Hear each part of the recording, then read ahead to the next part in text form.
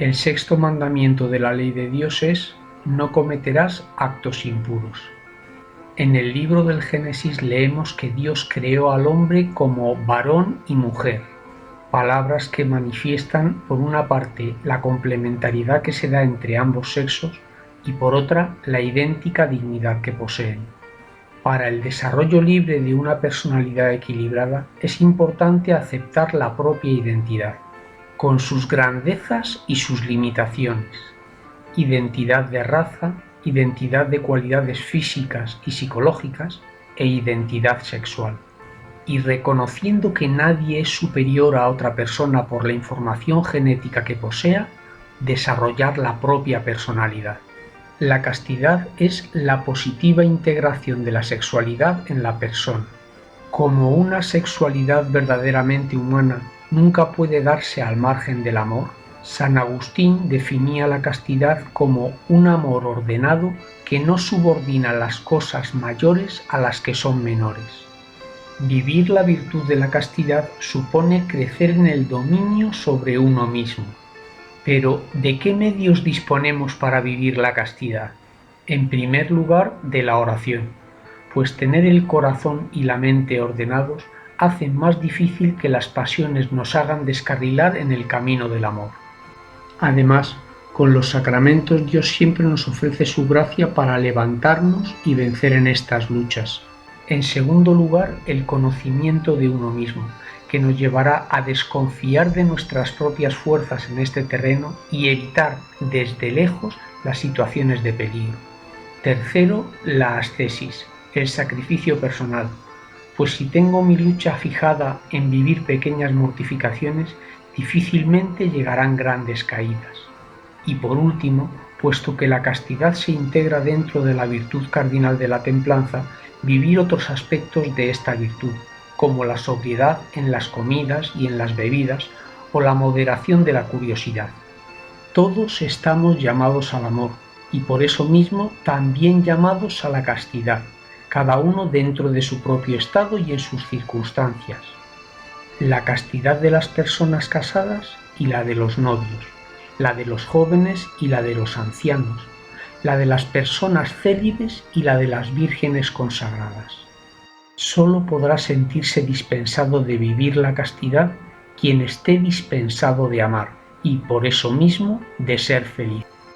Todos los apetitos humanos, igual que sucede con los de los animales irracionales, tienen un fin, una razón de ser. Así, el apetito de la comida y la bebida se orientan a que busquemos la alimentación necesaria para sobrevivir. El apetito del descanso se orienta a conservar la salud física y el apetito sexual tiene por fin la reproducción, que sirve para la conservación de la especie. No hace falta ser biólogo para reconocer esta relación de cada apetito con su fin en todos los animales, aunque el hombre, al ser libre, puede enriquecer con su inteligencia la satisfacción de cada uno de estos apetitos. Sin embargo, mientras que el objeto del apetito de comer y beber es algo que por lo tanto no amo, sino solo deseo, como una cerveza bien fría, el objeto del apetito sexual es alguien. De ahí que todos los actos movidos por el apetito sexual deban integrarse siempre dentro de una relación de amor personal, pues de lo contrario estaríamos usando a las personas. Y es indigno usar a alguien en una relación personal, mientras que es lógico usar la comida o el sofá en una relación de alimentación o de descanso. Mi relación con la cerveza o con el sofá es absolutamente egoísta, pues no busco otra cosa que aprovecharme de ellos. Pero también puede darse un uso recíproco, por mutuo acuerdo, en la relación sexual entre dos personas. En ese caso no podemos hablar de amor, sino de egoísmo recíproco, de egoísmo correspondido. Los principales pecados contra la castidad por ese uso egoísta de la sexualidad humana son los siguientes: la fornicación o relación sexual entre un hombre y una mujer solteros, el adulterio o relación entre un hombre y una mujer uno de los cuales al menos está casado con otra persona, la masturbación, cuando el individuo se utiliza a sí mismo de forma egoísta en la búsqueda del placer, la pornografía que exhibe la intimidad sexual de las personas, el estupro cuando la relación sexual se mantiene con alguien entre 12 y 18 años, y los actos homosexuales o entre personas del mismo sexo. Debemos recordar que cuando los pecados contra la castidad se cometen con menores son aún más graves. ¿Qué decir de las relaciones sexuales prematrimoniales, que muchos aceptan y algunos incluso aconsejan como preparación para el matrimonio? Un hombre y una mujer, al unirse sexualmente, se dicen con el cuerpo: soy tuyo o tuya, y por eso me entrego a ti. Sin embargo, en el noviazgo, esa pertenencia al otro es todavía solo un proyecto. Por eso, cuando hay relaciones prematrimoniales, se miente con el cuerpo. Además, como se suele recurrir a anticonceptivos o al preservativo en estas relaciones, el otro no es amado, sino utilizado, pero esto lo estudiaremos cuando veamos la contracepción.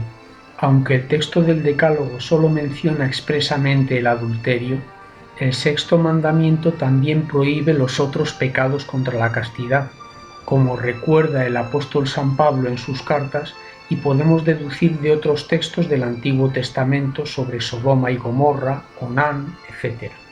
A este respecto, las autoridades civiles tienen la responsabilidad de generar el ambiente social adecuado, también mediante prohibiciones y leyes, sobre todo para proteger a los menores. Vamos a estudiar ahora la sexualidad dentro del matrimonio. Los bienes del amor conyugal al que se ordena la sexualidad son la unidad o exclusividad de ese amor no compartido con otros entre un hombre y una mujer, la indisolubilidad por la que el nuevo vínculo generado por el matrimonio válido permanece mientras vivan ambos cónyuges, la fidelidad, que es la permanencia en el tiempo de la unidad a pesar de las dificultades, y la apertura a la fecundidad, pues los hijos son un bien del matrimonio. El acto conyugal por el que un hombre y una mujer unidos en matrimonio manifiestan su entrega mutua tiene un doble significado. El significado unitivo o de unión por el que se manifiesta la mutua donación de los cónyuges, y el significado procreativo o de procreación por el que ese acto se encuentra naturalmente abierto a la transmisión de la vida. La separación de ambos aspectos pervierte el sentido de amor mutuo del acto conyugal. Así, es intrínsecamente inmoral toda acción como por ejemplo la esterilización directa o la contracepción que, bien en previsión del acto conyugal o en su realización, o bien en el desarrollo de sus consecuencias naturales, se proponga, como fin o como medio, impedir la procreación. También cuando hay motivos graves que aconsejan retrasar la llegada de un nuevo hijo, los métodos anticonceptivos pervierten el acto conyugal y por eso mismo son inmorales, mientras que en esas circunstancias el recurso a los métodos naturales, es decir, realizar el acto conyugal solo en los periodos en los que naturalmente la mujer es infecunda, sería moralmente correcto. Dos ejemplos sencillos nos ayudarán a entender mejor esto. Cuando yo hablo con alguien podemos encontrar un doble significado en la comunicación. Por una parte, el significado de las palabras en sí, y por otra parte, su correspondencia con lo que yo pienso. Cuando digo lo contrario de lo que pienso con intención de engañar, estoy mintiendo, y eso es inmoral porque pervierte el uso de la palabra. También cuando miento a alguien porque no debe saber algo. En ese caso, la actitud correcta sería callar o desviar la conversación.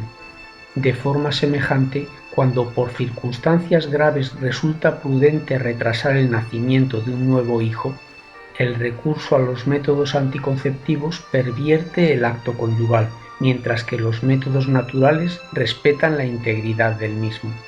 Por otra parte, cuando el hombre y la mujer se unen en el acto conyugal, están diciendo con sus cuerpos: soy tuyo o tuya, y me entrego a ti y acepto tu entrega.